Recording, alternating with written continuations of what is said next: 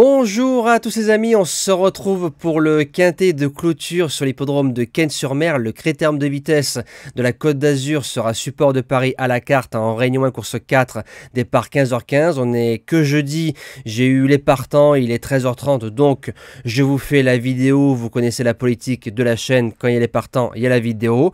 Vous allez retrouver les mêmes résultats que la vidéo de samedi, donc demain je commenterai les résultats de jeudi, du 7 mars sur la vidéo de lundi du côté de Caen. Alors, Réunion 1 course 4, départ 15h15, 13 partants, 509 mètres. 1609 mètres, c'est spécial. C'est une affaire de spécialistes. Alors, en base gagnante, le numéro 5, Vivi Vidoisas, a couru 8 fois à Cannes-sur-Mer, 7 victoires, une place de deuxième. Je rappelle le live à partir de 20h sur TikTok pour parler des 13 concurrents, les uns derrière les autres. Ce sera le dernier live de l'hiver. Il a fait 800 mètres de qualité dans le France. Matou a envoyé un tir de loin, il a bien ouvert et je pense que c'est son premier objectif de la belle saison. Bien drivé, bon numéro, bon pilote, excellent cheval, un vrai champion. Il peut faire le 9 sur 9 et remporter une 8e victoire du côté de la Riviera. La deuxième base, on prend les mêmes et on recommence. Le numéro 2, Emeraude de B.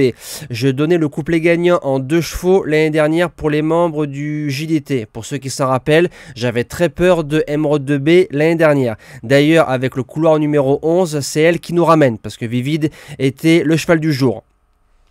La jument n'a pas eu un hiver éprouvant. Toujours bien drivée, beaucoup de respect, on lui fait faire 300-500 mètres.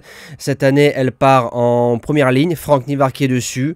Je serais déçu de ne pas l'avoir dans les 3 au bas mot. Pour les chances, on attaque avec le numéro 4, Gone Boy. Le cheval revient à son top niveau. Il a fait 2e ex-aequo du Belgique, 4e du Prix d'Amérique et 2e du Prix de France. Je pense, je dis bien je pense, hein, je ne suis pas dans les petits papiers de Romain Dorieux, comme c'est un cheval qui a gagné tête et corps de son critérium des 4 ans en champion.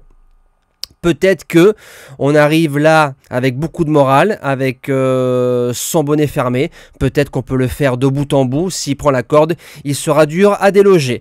En 4e position, le numéro 3, Inma Rosa. Elle sait lire et écrire. Une jument que j'ai détectée au berceau. 2e cette année, durant l'hiver précédent, je précise, 2e du tiers dans le Marcel Laurent, 2e ex-aequo du Belgique de Gone Boy, 2e du Paris. Comme ça va rouler et comme elle est très forte sur un sprint, doit pas sortir des 5.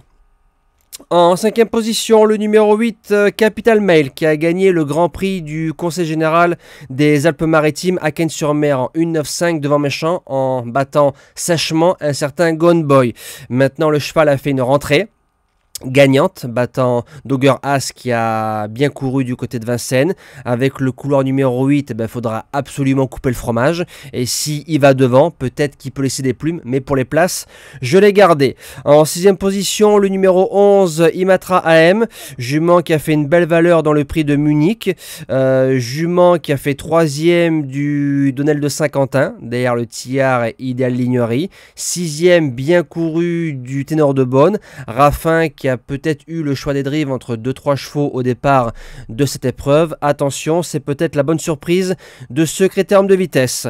En 7e position, le numéro 1, Vernissage Griffe, 4e en 2023 en faisant devant Méchant. Il a ouvert la course l'année dernière. C'est possible qu'il l'ouvre encore cette saison, surtout qu'à sa droite, Emeraude de B et Inma Rosa, ce n'est pas des dragsters par rapport à lui. En 8 chevaux, le cheval est indéboulonnable, surtout que c'est un gagnant de prix de loterie, donc respect. Et je termine avec le numéro 6, Hookerberry. Je me voyais pas faire l'impasse en 8 chevaux.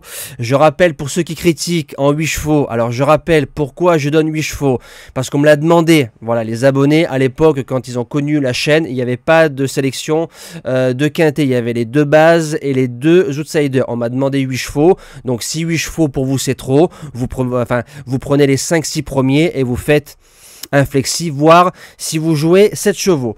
Concernant Hookerberry, moins de références parcours de vitesse. Maintenant, si on fait le déplacement à Cannes-sur-Mer, et comme ça va rouler à l'image de Inmarosa, sur un sprint, il est très très fort. Tout sera question de parcours à Nicolas Bazir de jouer.